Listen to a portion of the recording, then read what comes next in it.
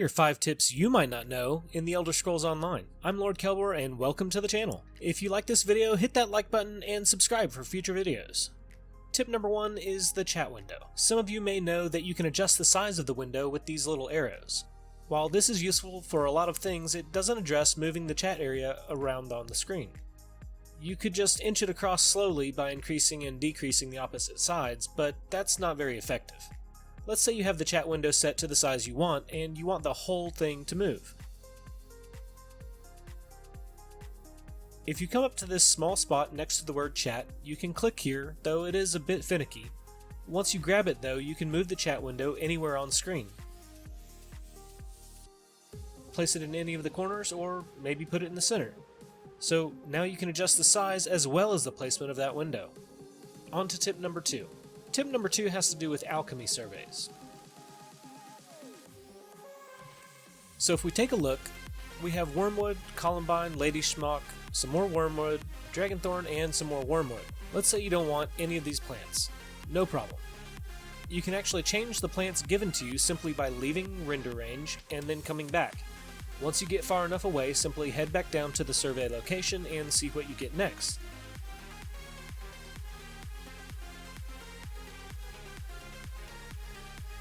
So that should be far enough. We'll head back down and see what we get this time.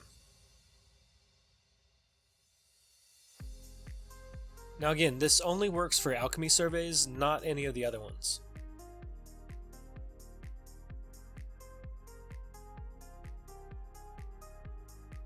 Alright, this time we got some Blessed Thistle, Cornflower, Dragonthorn, more Thistle, Columbine, and Lady Schmuck. For me, that's a better selection, so I'll go with this batch of ingredients. For tip number 3, it's how to increase by increments of 10. So if you're buying something, for example, let's go to the shop and we'll look at health potions or maybe lockpicks. That's cheap enough. We'll click on this. If you right click, you can either buy or select buy multiple.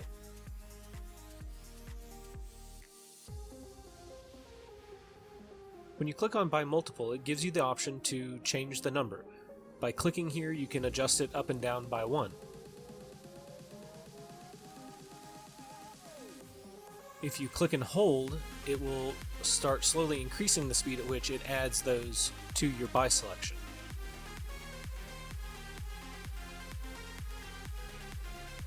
Now if we hold down Shift and click, instead of increasing by 1, you'll see that it increases by 10 instead. This is a lot faster way of buying a lot more items at one time, especially if you're buying a whole bunch. Now, lockpicks I don't recommend buying. You can find absolutely tons of them just venturing out in the world. Now the same click and hold works with the multiples of 10 as well as the individuals. This trick also works if you're changing things like champion points or attribute points or skill points. Anything that has a plus or a minus button next to it, you can click it individually to increase them by 1. You can hold click it to have it slowly ramp up the speed that it adds to that selection, or you can shift click it or shift hold click it. So a bunch of different ways, very useful if you're doing champion points. Let's say you rolled a new character and you want to set all of the champion points all at one time. You already know what you're going for. Instead of individually clicking on each point that you want to spend, you just shift click and get to the points that you want much more rapidly. It's very helpful whenever you're dealing with a lot of things. It's very helpful when you're changing out to a different spec or maybe rolling a new character.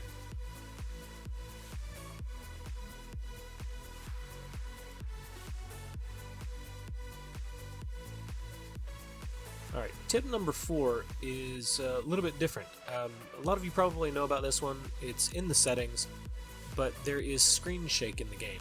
And for people that are possibly motion sick or easily get motion sick, this might be a useful option for you. Whenever you do things like Dolomens or Harrowstorms or anything that has a large item, it can move and shake the screen.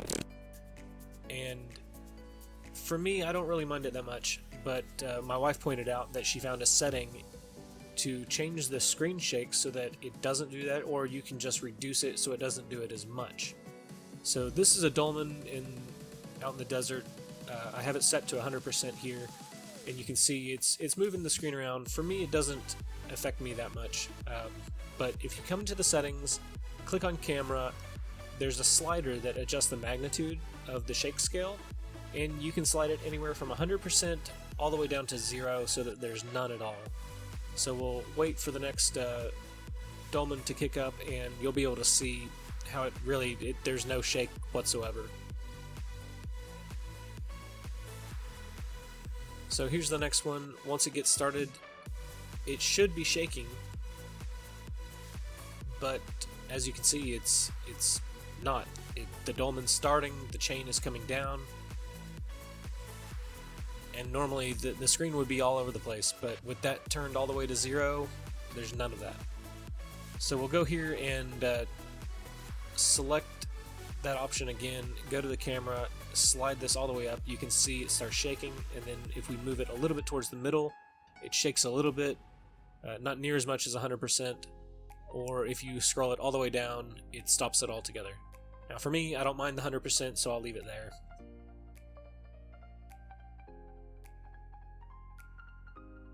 Now tip number 5 is kind of a situational tip, I guess. If you fall off a cliff, say this one, and this high up, I should definitely die when I hit the ground. So jump off. Obviously, I'm dead. It's a long drop, and you can't withstand that kind of damage. Or can you? So, same situation, go back up to the same spot. Now, it doesn't work 100% of the time, but if you hold block while you're going off the edge of a cliff or a tall building, you're about to take a fall, maybe you just jumped off something with your horse, hold block as you go down, and I took very little damage. That was practically nothing. Well, those are my 5 tips that you might not know in the Elder Scrolls Online. Thanks for watching, and hit that like button if you enjoyed these little tips and tricks, and subscribe for future videos. I do a whole lot of map location guides. Check those out, and if there's any tips that I missed out on or you think I should add in the future, just leave a comment for me. As a little bonus for making it this far in, I've got one last little one that you might not know. I only just learned this a couple of days ago. It's not exactly useful per se, but it's kind of neat. You can go in and use one of your commands, do /camp, /CAMP, and basically it camps you up for the night and logs you out. I don't know why you would use that instead of just hitting escape and clicking log out, but it's an option and it's there for you. Have a wonderful day, and we'll see you next time.